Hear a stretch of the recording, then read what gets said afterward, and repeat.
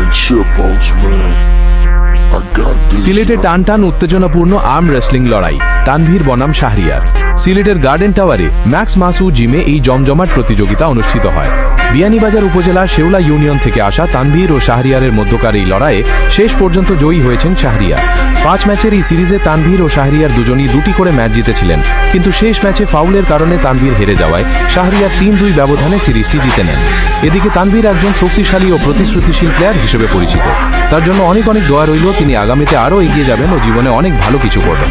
এছাড়া আগামী 12 জুন 2026 তারিখে তানভীর ঢাকায় ব্যাটল অফ পাঞ্জা সিজন 5 খেলতে যাবেন। ঢাকার বনানীর দ্য ওয়ার্কআউট ক্লাবে অনুষ্ঠিত এই প্রতিযোগিতায় তানভীরের প্রতিপক্ষ হচ্ছেন মুসানুর। আমরা তানভীরের জন্য দোয়া ও শুভকামনা জানাই। এই বলে আমার বক্তব্য রাখলাম। আসসালামু আলাইকুম।